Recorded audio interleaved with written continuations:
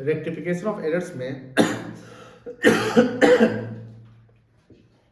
Last class में lecture 1 में आपको थ्योरी लिखवाया गया था, है ना? तो पहले थ्योरी को समझ लीजिए क्या होता है रेक्टिफिकेशन ऑफ एरर्स, ठीक है? ये जो वर्ड है एरर्स, एरर्स का मतलब होता है गलती। एरर्स का मतलब क्या होता है? गलती। अब यहाँ गलती का मतलब ये हुआ कि हम जो एरर कर रहे हैं वो अनइंटेंशनली कर रहे हैं। अनइंटेंशनली का मतलब क्या होता है? अनइंटेंशनली का मतलब क्या होता है? अनजाने में। तो अनजाने में जो भी मिस्टेक्स होती है उसको हम एरर्स कहते हैं। लेकिन अगर इंटेंशनली कोई गलती करते हैं तो उसको हम एरर्स नहीं कहेंगे, उसको क्या कहेंगे? फ्रॉड कहेंगे। क्या बोलते हैं? फ्रॉड। तो अगर अकाउंटिंग हम कर रहे हैं और अकाउंटिंग में एरर्स हो रहे हैं, तो एरर्स होते हैं तो उस एरर्स का हमको क्या करना पड़ेगा? सुधार। क्या करना पड़ेगा? सुधार, जिसको बोलते हैं रेक्टिफिकेशन। ऐसा नहीं है जैसे मान लो कि हम तो कॉपी में क्वेश्चन बनाते हैं और वहां गलती होती है तो क्या करते हैं? ओवरराइट करते हैं, काटते हैं, मिटाते हैं, फिर से लिख लेते हैं। लेकिन मान लो कोई भी ऑर्गेनाइजेशन जो है सेंट्रलाइज सिस्टम पे अकाउंटिंग करती है, उसके बहुत सारे ब्रांच होते हैं, और वहां पर मान लो कि अगर ऐसी गलती होती है और मिटा कर फिर करें, तो ऑडिटर जब आएगा चेक करने तो उसको तो हमेशा डाउट होगा कि कभी भी मिटा सकते हैं। बैंक में कोई डेटा लिखाता है तो वो फिर मिटता नहीं है, वो एज इट इज रह जाता है। अच्छा मान लो गलती से लिखा गया तो उसका अगर गलती से लिखा गया है तो उसको सुधार करना पड़ता है, यानी सुधार की भी एक एंट्री करनी पड़ती है। तो उसी को बोलते हैं रेक्टिफिकेशन ऑफ एरर्स। यानी जो गलती करती है वो रहेगा ही रहेगा, उसका एक रेक्टिफिकेशन आप डाल दो। क्या लिखे थे? देखो, in financial accounting every single event, event मतलब जो घटना होता है, जो रिजल्ट आता है, occurring in the monetary terms, किस टर्म्स में? मॉनेटरी टर्म्स में, is recorded. Sometime it is just so happen that some events are either not recorded or it is recorded in the wrong head of account or wrong figure is recorded in the correct head of account। क्या हो सकता है गलती कि sir कुछ ऐसे transaction होंगे जिसको हम रिकॉर्ड नहीं किए, हो सकता है। मान लो बंडल ऑफ वाउचर्स है, बंडल ऑफ, उस पर हम सारा एंट्री कर रहे हैं, हो सकता है कोई वाउचर सटा रह गया, वो नहीं लिखाया, ऐसा हो सकता है कि नहीं हो सकता है? कोई चीज छूट गया। ये भी हो सकता है कि हम रॉन्ग अमाउंट लिख दिए। रॉन्ग अमाउंट का मतलब 700 लिखना था 70 लिखा गया, 293 लिखना था 392 लिखा गया, कोई डिजिट उलट पलट गया। करेक्ट अकाउंटिंग यानी, या ये भी हो सकता है कि सर रॉन्ग अकाउंटिंग हेड हो गया। रॉन्ग अकाउंटिंग हेड का मतलब जैसे कि मान लो आपने क्रेडिट परचेज का एंट्री करना है, तो क्रेडिट परचेज का एंट्री क्या होगा? Purchase account debit to creditor. अब मान लो लिखा हुआ है क्रेडिट परचेज, आपने कैश परचेज समझ लिया उसको। आप रॉन्ग अकाउंटिंग में ये भी तो कर सकते हैं कि मान लो कि जैसे wages paid on installation machinery है, आप wages account debit to cash कर दिए मशीन की जगह पे, तो एरर कुछ भी हो सकता है।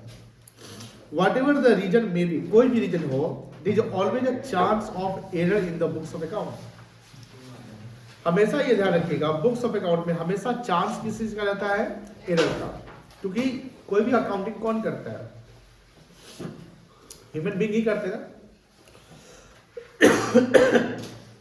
These errors in accounting required a rectification. और यही एरर्स अगर हो जाते हैं अकाउंटिंग में तो उसको क्या करना पड़ता है? सुधार करना पड़ता है। The procedure adopted for rectification in financial account is called the rectification of errors. और यही प्रोसीजर जो हम अडॉप्ट करते हैं उसको बोलते हैं रेक्टिफिकेशन ऑफ एरर्स। ये बहुत ही इंपॉर्टेंट है, ध्यान रखिएगा, आगे कैरियर में काफी ज्यादा फायदा आएगा। क्योंकि हमने आपको 2008 का घटना बताया था, याद है? सत्यम स्कैम, सत्यम फियास्को, सत्य कंप्यूटर स्कैम बताए थे शनिवार लास्ट क्लास, मतलब कि 31 को। उसके बाद आपको लेमन ब्रदर्स का केस बताया गया था, स्कैम 1992 बताया गया था। यानी कुछ भी अगर बहुत सारी चीज फ्रॉड भी होते हैं, अरे ऑडिटर की यहाँ पर पूरी रिस्पॉन्सिबिलिटी बनती है कि जब बुक्स ऑफ अकाउंट आप चेक कर रहे हैं तो प्रॉपर चेक करें कि कोई गलती तो नहीं हुआ। या ये भी हो सकता है कि आप जो रेक्टिफिकेशन पढ़ रहे हैं इसमें मान लो कि अकाउंटेंट ने या कोई एम्प्लॉय ने या कोई डायरेक्टर ने या कोई एमडी ने फ्रॉड कर रखा है। फ्रॉड हो सकता है नहीं हो सकता है? मान लो कि बहुत सारे हमने कैश सेल किया, गुड्स को कैश सेल किया तो पैसा आया, लेकिन उसका एंट्री ही नहीं किए, ना कैश बुक में दिखाए ना सेल्स बुक में दिखाए, सेल्स में दिखाए। तो कैश बुक का बैलेंस बढ़ेगा नहीं, सेल्स का वैल्यू बढ़ेगा नहीं, और उस पैसे को आपने कैश में रख लिया। आप जब कोई शॉप जाते होंगे, कोई दुकान जाते होंगे, देखिएगा ध्यान से वहां पे वहां क्या होता है कि आप जब कोई सामान खरीदते हैं तो हो सकता है कि बिल नहीं देता होगा। शादी ब्याह होती है तो जो रिसोर्ट वाले सब होते हैं, विवाहन वाले होते हैं, आप लोग तो बुकिंग करते नहीं क्योंकि आप लोग तो बच्चे हैं, लेकिन जो करते हैं तो रिसोर्ट वाले बोलते हैं भैया कैश में दे दीजिए हमको, ऐसा बोलते हैं। आज सुनते होंगे, आप लोग जानते होंगे, कैश में मांगता है पैसा। अब मान लो कि 3 लाख का है भैया, आप 2.5 लाख दे दीजिए। आप नेगोशिएशन किए, मान लो 2.5 लाख दे दो, कैश दे दो। अगर आप बोलते कि नहीं हम चेक देते हैं, अकाउंट पे डाल देंगे पैसा, वो कहेगा कि भैया जीएसटी आपको लग जाएगा इतना %, प्लस इससे कम नहीं होगा। क्यों बोलता है ऐसा? क्योंकि जैसे आप अकाउंट पे डालोगे तो व्हाइट मनी हो गया, अब तो उसकी अकाउंटिंग करनी पड़ेगी, सरकार को दिखाना पड़ेगा, तो जीएसटी कलेक्ट करेंगे। तो यहां पर नुकसान किसको? जो देने वाला उसको भी तो ज्यादा पैसा लग रहा है। तो जो देने वाला वो क्या कहेगा, भैया छोड़िए ना, कैसे ले लीजिए, हम निकाल लेते हैं, एटीएम से पैसा निकाल लेते हैं या बैंक जाके पैसा निकाल लेते हैं, हम आपको दे देते हैं कैश। सपोज करोगे आपने 2.5 लाख दिया और एक रिसोर्ट वाला मान लो पूरे साल भर में मान लो 50 उसका शादी का बुकिंग है, 50 बुकिंग हो जाता होगा, मान लेते हैं 50 बुकिंग। अब 50 बुकिंग है और मान लो कि 2 लाख रुपए वो पर बुकिंग वो कमाता है। मान लो 2.5 लाख रुपए, 50 उसका खर्चा भी तो होता होगा, तो 50 गुने 2 लाख कितना हो गया?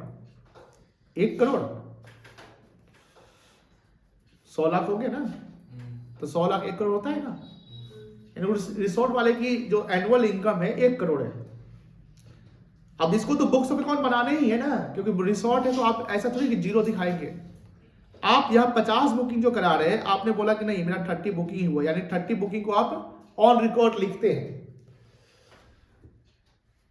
ऑन रिकॉर्ड आप कितना लिखे?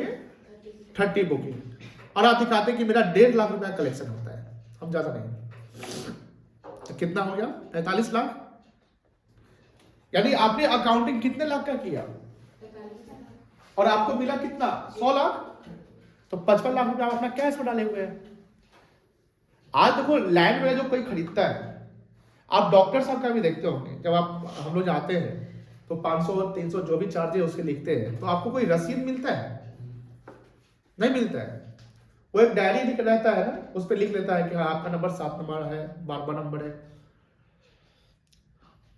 अब मान लो डेली उसके आप 25-40% आते हैं, तो ऑन रिकॉर्ड तो उसको दिखाना है क्योंकि डॉक्टर है वो, बट 40 जो वो कितना दिखाएगा? 25-20 दिखाएगा, यानी वहां भी छुपा रहे हैं। ये सारे फ्रॉड होते हैं। अब ज्वेलर्स क्या कभी गए होंगे, उसमें जीएसटी लगता है, कैश में देखिए तो जीएसटी लगे, तो प्रैक्टिकल आप जानते ही होंगे, वही करते हैं। तो सर यहां पर प्रॉपर ड्यूटी एक चार्टर्ड अकाउंटेंट, एक ऑडिटर की बनती है कि ऐसी घटनाएं प्रैक्टिकली खूब होती है,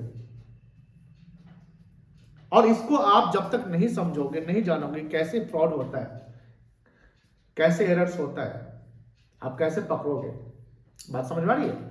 चोर को पकड़ने के लिए चोर जैसा दिमाग चलाना पड़ेगा ना। अब चोर चोरी कैसे करता है, वो कैसे आया होगा, क्या किया होगा, क्या करेगा।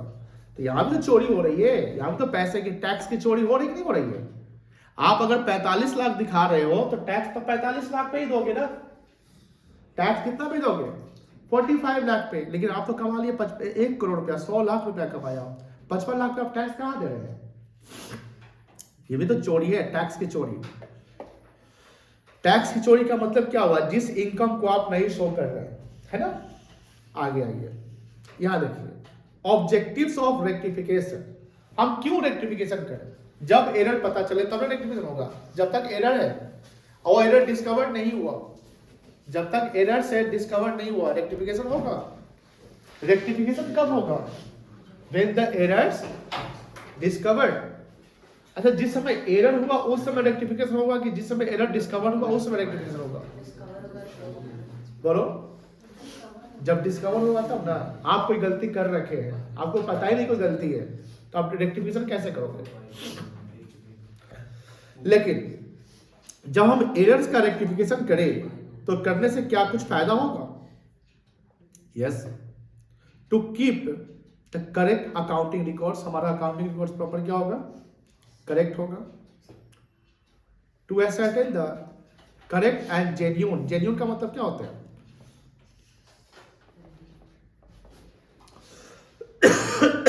जेन्यून मतलब सही, ओरिजिनल फिगर, है ना। To ascertain correct and genuine financial results. Financial results का मतलब प्रॉफिट और loss of the financial period. And to represent the true and fair view of the financial statement. जो हमारा फाइनेंशियल स्टेटमेंट है, like income statement and position statement, वो मेरा true and fair होगा। अगर एरर्स रेक्टिफाई नहीं हुआ तब तो ये जो हो सकता है वो नहीं हो पाएगा। अगर एरर्स रेक्टिफाई नहीं हुआ तो मेरा जो फाइनेंशियल रिजल्ट्स है वो ट्रू एंड फेयर नहीं होगा, प्रॉफिट सही नहीं आ पाएगा। Financial results does not present the correct figure. जो हमारा फाइनेंशियल रिजल्ट है वो करेक्ट फिगर शो नहीं करेगा। Balance sheet does not reflect the true and fair financial position. जो बैलेंस शीट वो सही नहीं दिखेगा। And defective accounts create numerous problems at various stage of business. जितना एरर्स से आपने रेक्टिफाई नहीं किया तो आगे जब आपका जीएसटी का रिटर्न फाइल होगा, इनकम टैक्स का रिटर्न फाइल होगा, एनुअल रिटर्न बनेगा, कुछ भी होगा, जितने भी आगे बिजनेस के स्टेज आएंगे सारी जगह प्रॉब्लम क्रिएट होता रहेगा। एरर्स को क्लासिफाई किया गया है। यहां देखो ध्यान से, कहां कहां एरर हो सकता है। ये 3 इंपॉर्टेंट पॉइंट है। पहला है ट्रायल से पहले, बिफोर प्रिपेयरिंग ट्रायल बैलेंस। तो ट्रायल से पहले क्या क्या बनता है बता सकते हैं? जर्नल और लेजर। मतलब कि आपने एरर ट्रायल के पहले डिस्कवर कर लिया, तो यानी कहीं ना कहीं एरर एंट्री पास करते समय हुआ होगा या रिकॉर्ड पोस्ट करते समय हुआ होगा। लेजर में आप क्या लिखते हैं? टू लिखते हैं और जर्नल में आप क्या करते हैं? एंट्री करते हैं। कोई दिक्कत नहीं है। टू कब लिखते हैं? डेबिट के समय में, और बाई क्रेडिट के समय में। सेकेंड है आफ्टर प्रिपेयरिंग ट्रायल बैलेंस। यानी ये कह रहा है ट्रायल बैलेंस के बाद but before final account. Final account पढ़े थे? फाइनल अकाउंट पढ़े थे? फाइनल अकाउंट में क्या बनता है? प्रॉफिट लॉस अकाउंट बनता है और बैलेंस शीट बनता है। तो ट्रायल के बाद अगर मिलता है, आप लोगों को याद होगा ट्रायल में या कहीं पे आप एक सस्पेंस सुने थे? सस्पेंस अकाउंट देखे थे कहीं पे? ट्रायल में कहीं सस्पेंस देखे थे? याद है? आप देखे थे? अब सब लोग देखे होंगे, ध्यान नहीं है। सस्पेंस वही चीज है कि मान लो ट्रायल बैलेंस हम बना रहे हैं, यानी हमारा एरर्स ना जर्नल में डिस्कवर हुआ ना लेजर में, हम आगे बढ़ गए। और हम आगे बढ़े तो हमको बनाना है क्या? ट्रायल बैलेंस बनाना है। ट्रायल बैलेंस आप देखते हैं कि डेबिट और क्रेडिट दोनों क्या होना चाहिए? इक्वल। लेकिन आपने गलती कहीं कर रखा था जो अभी डिस्कवर नहीं हुआ, और आपका अकाउंटेंट आपसे बोल रहा है कि भैया ट्रायल बैलेंस जल्दी दो, क्योंकि ट्रायल बैलेंस दोगे तो हम उससे क्या बनाएंगे? फाइनल अकाउंट बनाएंगे। जब तक ट्रायल बैलेंस मिलेगा नहीं, फाइनल अकाउंट बनेगा? Trial balance is the input of the final account for preparing profit and loss account, for preparing trial trading account, for preparing balance sheet we need trial balance. आप trial balance बना रहे हैं, आपका accountant बोल रहा है जल्दी trial balance बना के दो, और जब आप बना रहे हैं तो वहां बैलेंस जो है मिसमैच हो गया। अब छोटा सा ट्रायल बैलेंस नहीं है, एक ऑर्गेनाइजेशन का पूरे साल भर अकाउंटिंग होते हैं, पूरे साल भर ट्रांजेक्शन होते हैं, तो बहुत बड़ा ट्रायल बैलेंस बनेगा, बहुत सारे डेटा रहेंगे, न्यूमरस। अब आपका ट्रायल बैलेंस मैच नहीं कर रहा है, आप क्या करोगे? आप जर्नल चेक करोगे, लेजर चेक करोगे, फिर भी नहीं मिल रहा है, और अकाउंटेंट आपके सर पे चढ़ा हुआ जल्दी दो यार बना के, यानी हड़बड़ी है ना, तो आप क्या करोगे? जो डिफरेंस क्रिएट होंगे उसको आप डाल दिए कहां पे? सस्पेंस अकाउंट में। तो सस्पेंस कहां दिखता है जनरली? ट्रायल बैलेंस में कहां दिखता है? ट्रायल बैलेंस में। लेकिन सस्पेंस क्या है? सस्पेंस का मतलब क्या होता है? अननोन, मतलब कि सर वो डेटा, वो फिगर जो पता ही नहीं, हो सकता है कोई 2-3 आइटम का एक चीज होगा, कुछ भी हो सकता है ना, वो या तो कैपिटल हो सकता है या रेवेन्यू हो सकता है। जब हमें कोई चीज पता नहीं है तो हम उसको डालते हैं कहां पे? सस्पेंस अकाउंट में। कुछ भी हो सकता है। ट्रायल बैलेंस जब मिसमैच होगा तो ये भी हो सकता है कि डेबिट साइड ज्यादा है, क्रेडिट साइड कम है, तो उसमें सस्पेंस क्रेडिट हो जाएगा। ये भी हो सकता है क्रेडिट साइड ज्यादा है, डेबिट साइड कम है, तो सस्पेंस डेबिट हो जाएगा। लेकिन हाँ, सस्पेंस को सर दिखाएंगे कहां? हमें फाइनल अकाउंट बना रहे हैं तो सस्पेंस को कहां दिखाएंगे? सस्पेंस को जब तक उसका एग्जैक्ट फिगर पता ना चले तब तक हम सस्पेंस को बैलेंस शीट में दिखाएंगे। कहां दिखाएंगे? तो सर बैलेंस शीट में किस साइड दिखाएंगे? डिपेंड करता है, और क्रेडिट बैलेंस है तो लायबिलिटी साइड दिखाएंगे, और डेबिट बैलेंस है तो एसेट साइड दिखाएंगे। और नेक्स्ट है आफ्टर प्रिपेयरिंग फाइनल अकाउंट, यानी सर रेक्टिफिकेशन जो एरर्स का जो पता चला, यानी अगले साल पता चला, फाइनल अकाउंट बना लिए तब। ये भी तो हो सकता है कि 3 साल पहले गलती की तो आज पता चल रहा है, हो सकता है नहीं हो सकता है?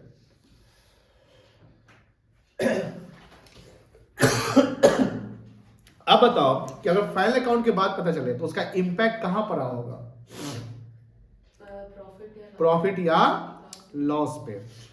आपने हो सकता है ना कि आप सेल्स कम दिखाएं, तो सेल्स कम दिखाने से प्रॉफिट कम गया। हो सकता है कि आप परचेज कम दिखाएं तो प्रॉफिट ज्यादा था, कम। यानी फाइनल अकाउंट पे अगर आप फाइनल अकाउंट के बाद पता चलता है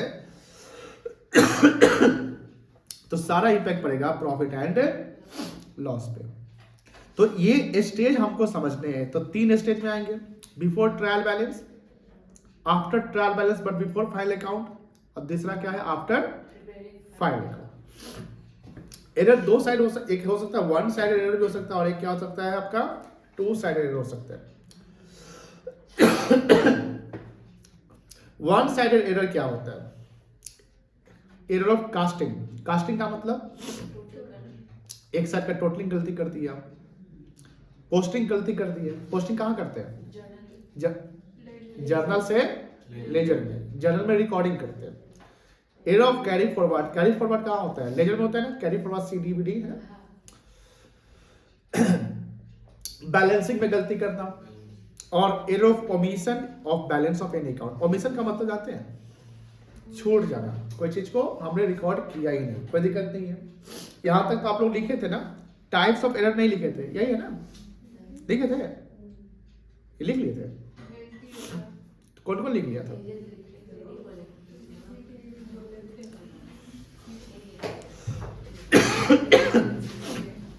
लिखो टाइप्स ऑफ एरर, लिखो लेक्चर 2। और डेट कितना होगा?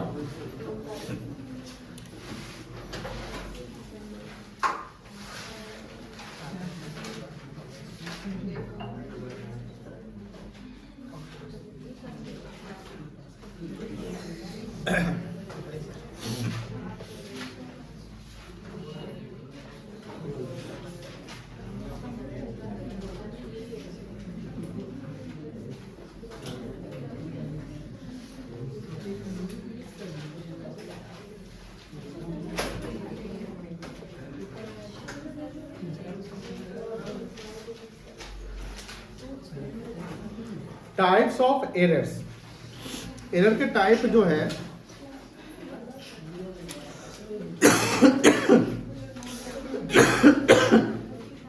चार है।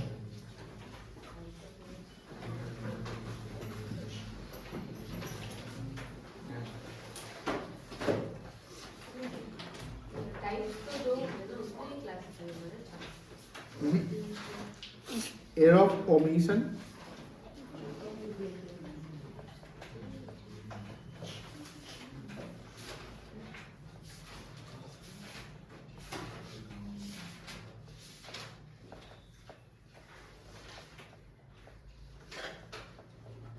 error of principle,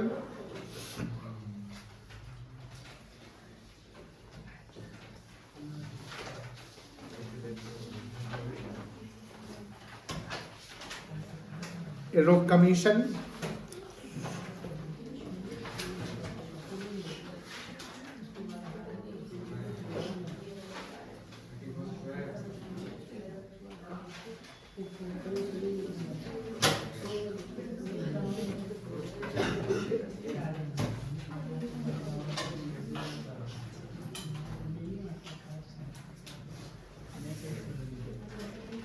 compensating errors,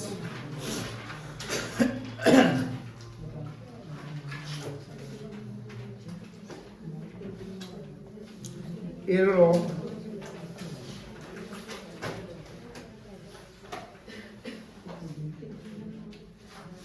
omission,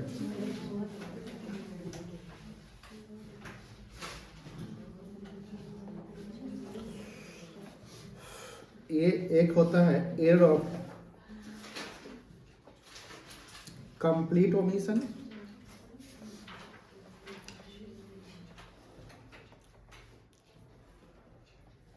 और एक है आपका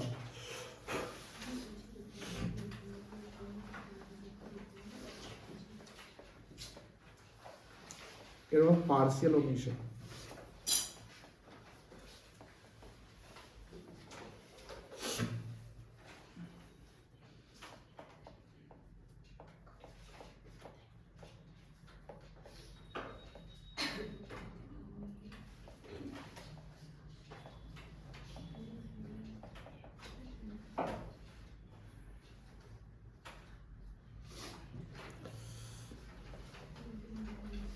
इसको लिखिए जल्दी।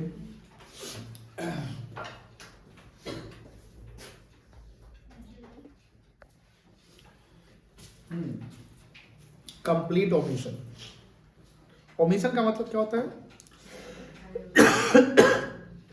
छूट जाना या भूल जाना, यानी कोई चीज आपने किया ही नहीं।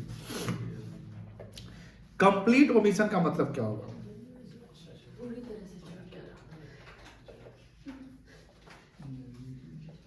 यानी सर आपने कहीं रिकॉर्ड किया ही नहीं, ठीक है। और पार्शियल का मतलब हुआ आधा अधूरा कर दिया। तो एरर ऑफ कंप्लीट ओमिशन का मतलब होता है the transaction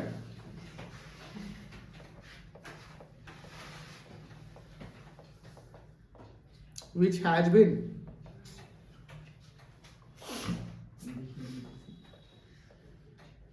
completely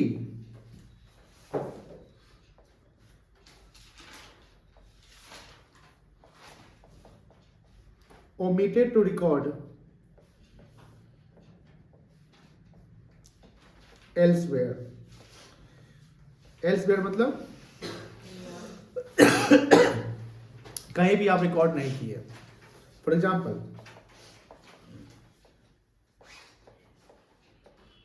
goods sold to Suresh not recorded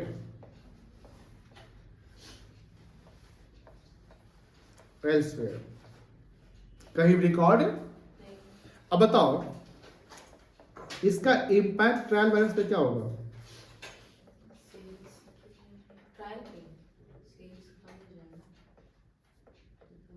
कोई इम्पैक्ट पड़ेगा? ना डेबिट हुआ ना क्रेडिट हुआ। मतलब ट्रायल बैलेंस में ना डेबिट, जैसे ये जो गुड्स सोल्ड टू सुरेश किए हैं कहीं रिकॉर्ड हमने ये नहीं पूछा कि सेल्स पे क्या इम्पैक्ट पड़ेगा, हमने ये नहीं पूछा कि सुरेश पे क्या इम्पैक्ट पड़ेगा, हमने पूछा कि ट्रायल में क्या इम्पैक्ट पड़ेगा। तो ट्रायल में कोई इम्पैक्ट ही नहीं पड़ेगा, बिकॉज ना आप डेबिट कर रहे हो ना ही क्रेडिट कर रहे हो। हाँ कम हो जाएगा, बट आप ट्रायल क्यों बनाते हो, ट्रायल क्यों बनाते हैं हम लोग, दोनों बैलेंस को चेक करने के लिए कि डेबिट और क्रेडिट इक्वल हो। तो ट्रायल मेरा यहां पर क्या ऊपर नीचे कम ज्यादा होगा, कुछ नहीं होगा, ट्रायल गलत होगा ये हमको पता है। लेकिन ऐसे एरर्स जो है ये बहुत परेशान करते हैं। आप कोई एंट्री को कहीं ना डेबिट के ना क्रेडिट किए, ऑडिटर को ढूंढने में बहुत मुश्किल हो जाएगी। कैसे मुश्किल होगी सर, आप छुपा दिए, आप एंट्री नहीं किए, और अब इस गलती को ढूंढने के लिए सीधे वाउचर में जाना पड़ेगा। कहाँ पे एंट्री, क्या कोई ऐसा ट्रांजेक्शन है जिसको आप कहीं रिकॉर्ड ही नहीं किए। जैसे हमने बोला ना कि आप 50 बुकिंग करते हैं, आप 25 ही दिखाए, 30 दिखाए।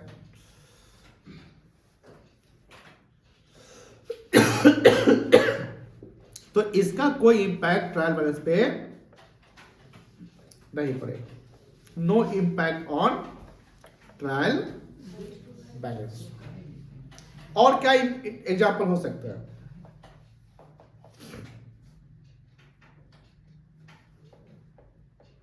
Goods purchase on cash omitted to record, ये भी हो सकता है omitted टू रिकॉर्ड।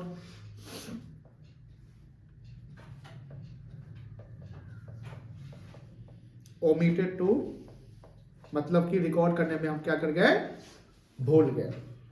तो जो एंट्री ना डेबिट हो रहा है ना क्रेडिट हो रहा है, यानी कोई ट्रांजेक्शन का आपको एंट्री नहीं कर रहे, छूट रहा है, तो वो कौन सा एरर होगा, वो ओमिशन होगा। क्या होगा, ओमिशन। यहां पर एरर के 4 टाइप बताए गए हैं, एक बताएगा ओमिशन, एक बताएगा प्रिंसिपल, एक बताया गया कमीशन, और एक बताया गया कॉम्पनसेटिंग। तो सर ये कौन सा एरर है, जो एंट्री आप कहीं रिकॉर्ड नहीं करते, कौन सा एरर कहलाएगा, ओमिशन। कौन सा एरर कहलाएगा, ओमिशन। सेकेंड लिखिए, error of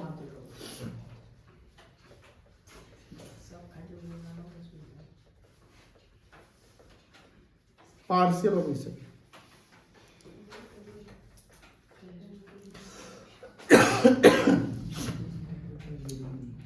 The transaction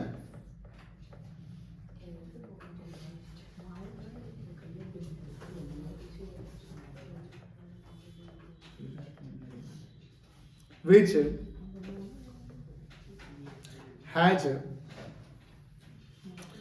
been recorded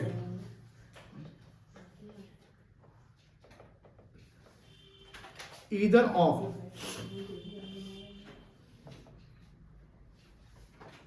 debit और क्रेडिट साइड, यानी कोई ट्रांजैक्शन जिसको सिर्फ या तो आप डेबिट कर दिए या क्रेडिट किए, लेकिन कंप्लीट डेबिट क्रेडिट दोनों जगह नहीं किए, तो वो कहलाएगा partial omission. Example,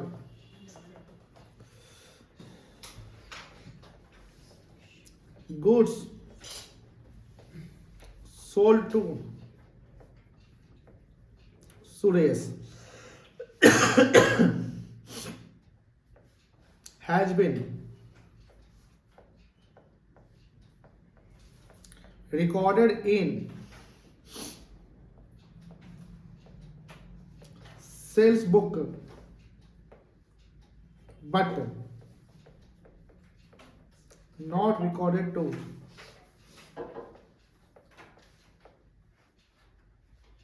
Suresh account. अगर गुड्स हम सुरेश को सेल किए तो सेल्स बुक में दिखेगा, सेल्स बुक में क्रेडिट सेल दिखता है कि कैश सेल दिखता है, कि टोटल दोनों टाइप का सेल्स दिखता है। सेल्स बुक में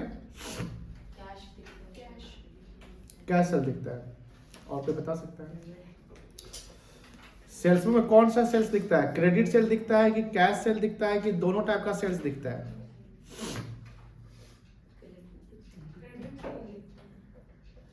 सिर्फ और सिर्फ क्रेडिट सेल दिखता है, कैश सेल नहीं दिखता है, ये याद रखेंगे। अब यहां लिखा हुआ है गुड्स सोल्ड टू सुरेश, लिखा हुआ है ना, बताओ गुड्स सोल्ड टू सुरेश क्या है, क्रेडिट सेल है कि कैश सेल है? क्रेडिट सेल से तो सेल्स में रिकॉर्ड होना चाहिए।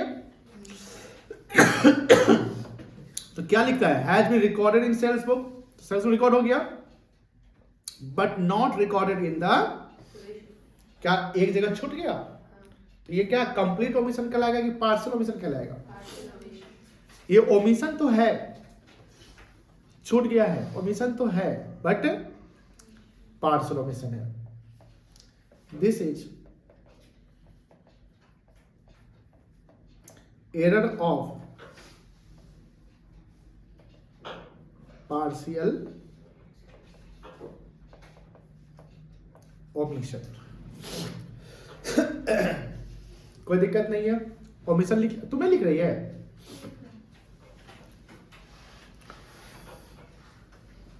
नेक्स्ट, ये पहला था ना,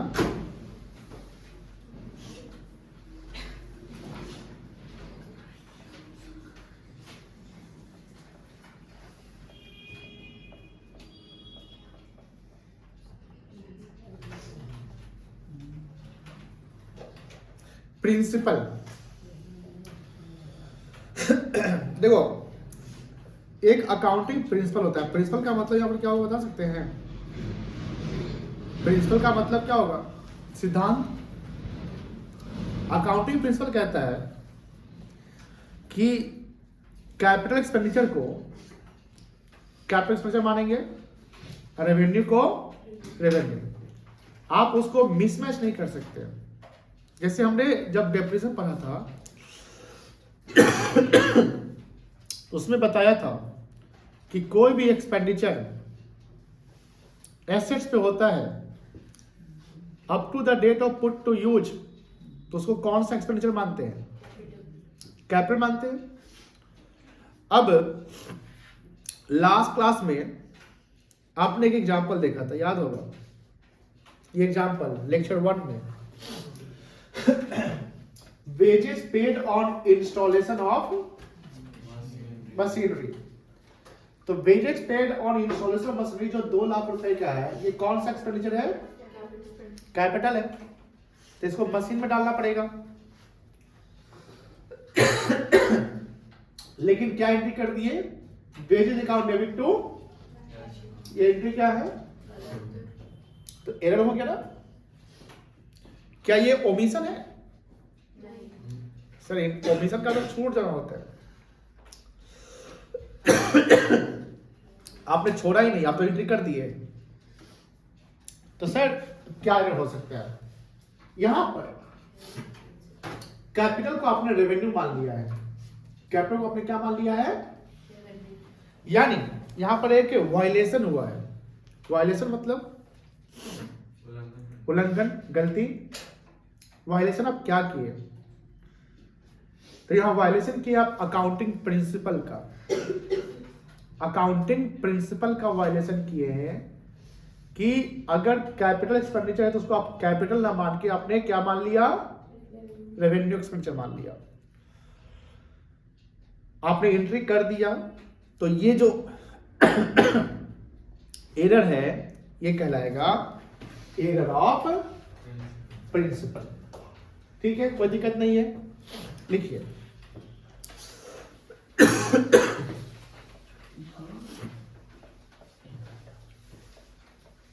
error of principal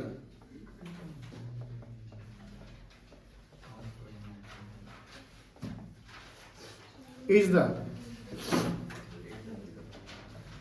violation of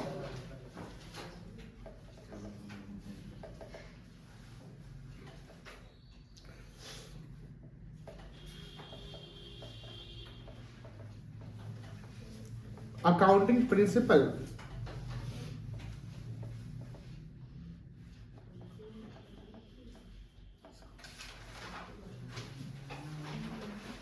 where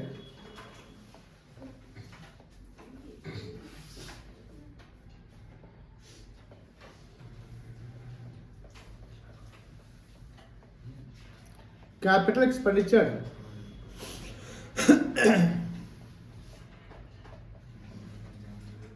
is treated as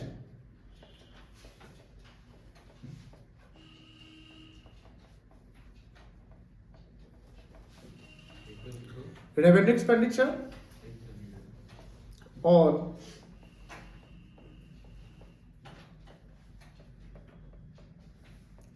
revenue expenditure is treated as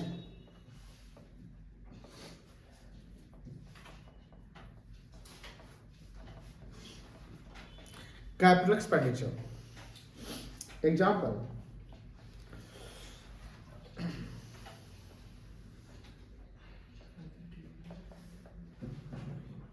wages paid on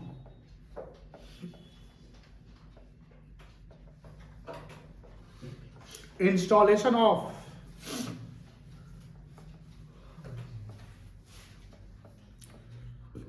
machinery of rupee 2 lakh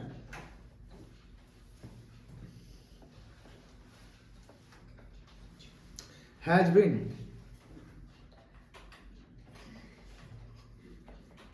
debited to wages account.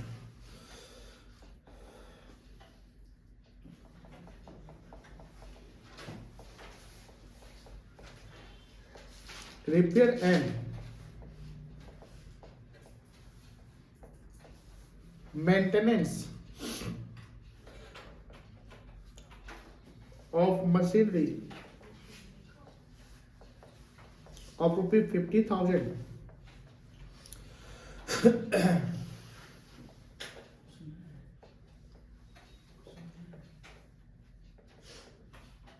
has been debited to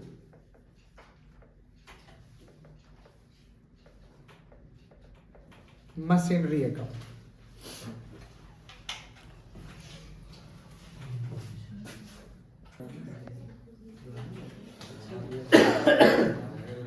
देखो दो example लिखा गया था। पहला एग्जाम्पल था wages paid on installation of machinery. तो wages अगर machine के इंस्टॉलेशन पेड करते हैं तो वो कहाँ डेबिट होना चाहिए? मशीनरी में, लेकिन डेबिट कहाँ कर दिया गया? तो ये एरर ऑफ प्रिंसिपल है, क्योंकि अकाउंटिंग प्रिंसिपल का वायलेशन है। दूसरा है repair and maintenance of machinery. तो मशीनरी का जो रिपेयर मेंटेनेंस है ये रेवेन्यू एक्सपेंडिचर है और ये डेबिट होना चाहिए कहाँ पे? रिपेयर मेंटेनेंस अकाउंट में, लेकिन कहाँ डेबिट कर दिया गया? मशीनरी अकाउंट में। ये भी एरर ऑफ प्रिंसिपल का एक एग्जांपल है। थर्ड देखिए,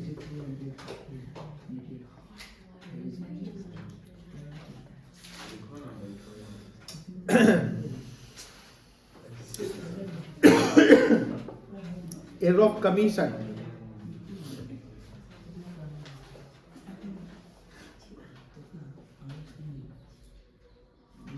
कमीशन का मतलब जानते हैं? नहीं जानते हैं? कमिट का मतलब समझते हैं? कमिट क्या? कोई चीज कर देना, डन।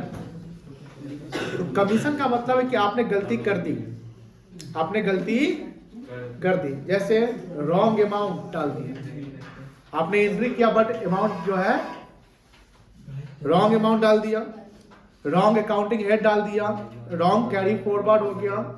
तो यहां पर आप ना ओमिशन कर रहे हैं ना अकाउंटिंग प्रिंसिपल का वायलेशन कर रहे हैं, बस आप एरर को कमिट कर रहे हैं। देखिए, when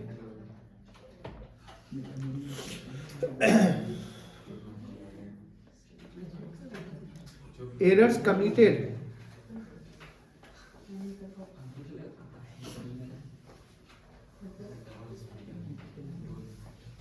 and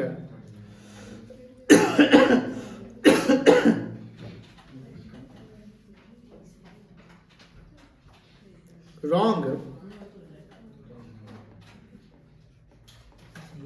amount, wrong side, wrong accounting head,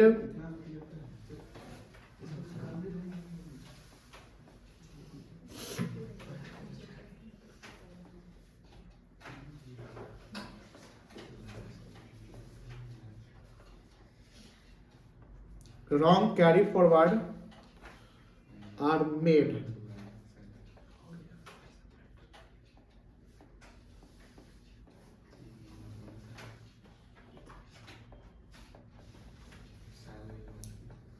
error commission is the clerical errors. ये क्लरिकल एरर्स होता है जो इनएफिशिएंट पर्सन जो इस एरर को मेड करता है. Example, salary paid to Sanjay of rupees 70,000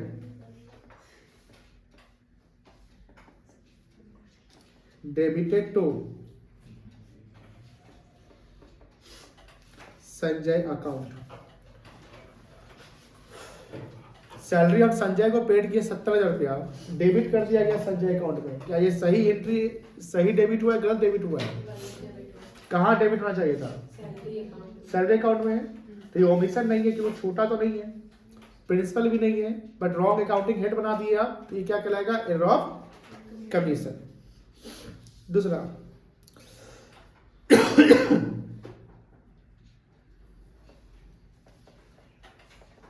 wages paid of rupee 5,980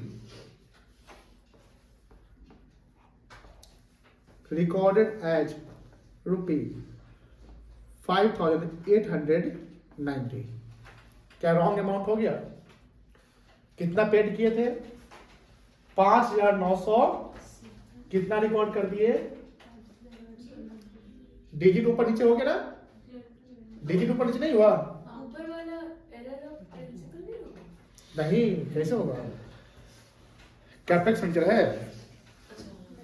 error of principal कब होगा? जब कैपिटल को रेवेन्यू मानेंगे या रेवेन्यू को कैपिटल मानेंगे तभी होगा, अदरवाइज नहीं होगा. वेजेस पेड आपने कितना किया? 5,900. और कितना रिकॉर्ड कर दिया? 5,800. तो रॉन्ग अमाउंट रिकॉर्ड कर दिया, ये भी एरर कमीशन कहलाएगा.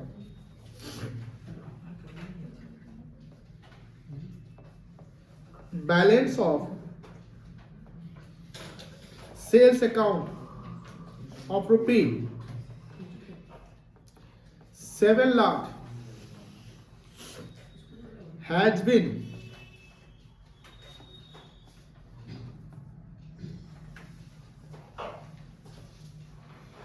carry forward of rupee 70 lakh. 7 lakh का सेल्स बैलेंस था, उसको कैरी फॉरवर्ड करके आप एक जीरो बढ़ा दिए, 70 लाख कर दिए. ये भी क्या है? एरर ऑफ कमीशन है.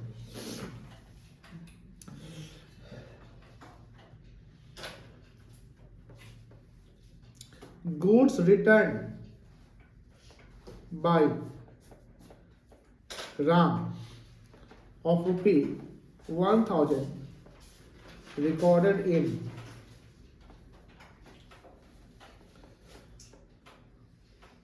purchase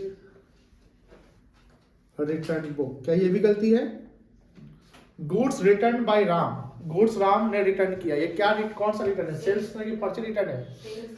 सेल्स रिटर्न है. तो सेल्स रिटर्न तो सेल्स रिटर्न बुक में जाना चाहिए, लेकिन आपने कहाँ डाल दिया? तो ये भी एरर ऑफ कमीशन है. कोई दिक्कत नहीं है.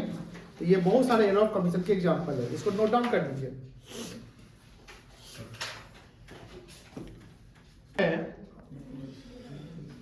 चौथा एरर क्या था? चौथा एरर क्या था?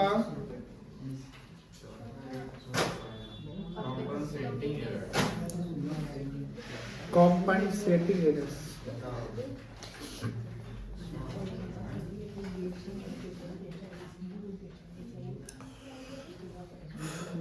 कॉम्पनसेशन मतलब क्या होता है? क्षतिपूर्ति. कॉम्पनसेट. देखो कॉम्पनसेटिंग एरर्स क्या है? ए पीछे जब दो या दो से अधिक एरर हो, इस तरीके से कि एक एरर दूसरे एरर को कॉम्पनसेट कर दे। नहीं समझे? एग्जाम्पल समझिए। जैसे मेरा 2 डेटर है,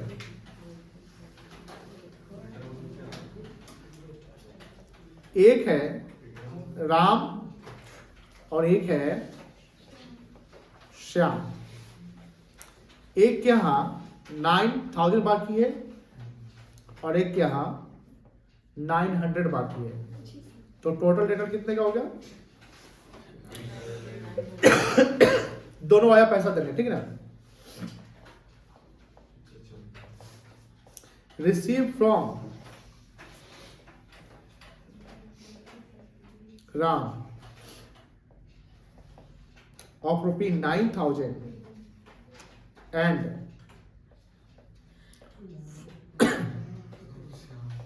from Syam of rupees 900। अब राम से रिसीव करेंगे और श्याम से रिसीव करेंगे तो कैश डेबिट होगा, बोलो हाँ है ना। और श्याम और राम क्या हो जाएगा? क्रेडिट होगा। पर्सनल अकाउंट का रूल क्या है तुम बताओ ना? पर्सनल अकाउंट का रूल क्या है?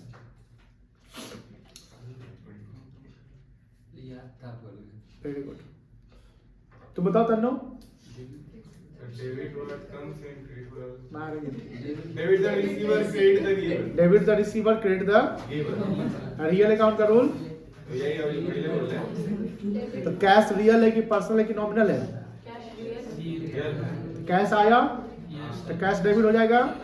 राम और श्याम क्या है? तो पर्सनल का रूल क्या? Debit the receiver, credit the. तो ये पैसा दे रहा है ना, गिवर है, तो राम और श्याम क्या हो जाएगा? क्रेडिट हो जाएगा। देखिए पीछे का पढ़ाई सब रिवाइज करते रहिए। नया साल मनाने चल जाते हैं गांव और पढ़ाई लिखाई करते नहीं है, गलत बात है। तुम गांव नहीं गए थे? झूठ बोलता है।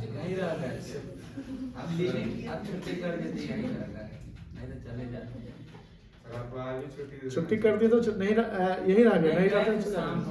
अच्छा वही तो बोल रहे हैं। देखिए यहाँ देखिए, बउआ लिखी नहीं, राशि देखिए।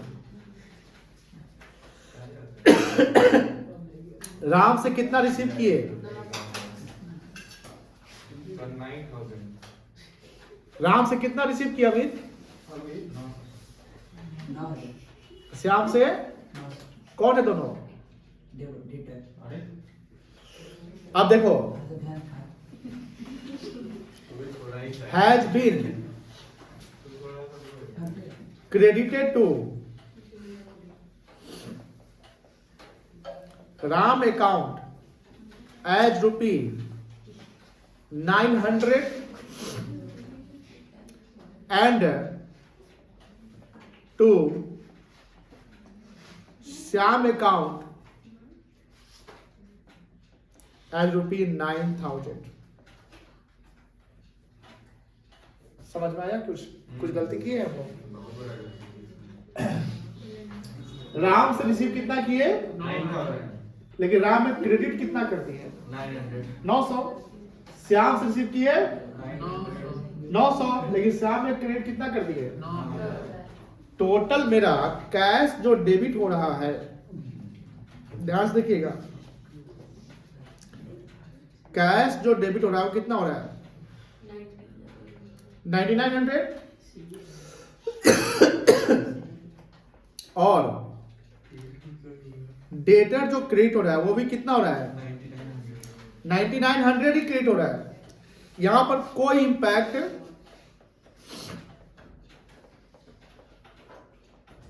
ट्रायल बैलेंस पे नहीं है, लेकिन डेटर का जब इंडिविजुअल अकाउंट हम चेक करते हैं तो वहां पर गलती पाई गई। राम क्या बाकी था? 9000, लेकिन राम को क्रेडिट कर दिए और श्याम के अकाउंट में बाकी था 900 और कितना क्रेडिट कर दिए? गलती हो गई। श्याम और राम गलती हो गई। इसी को बोलते हैं कॉम्पनसेटिंग एरर्स। कोई दिक्कत नहीं है।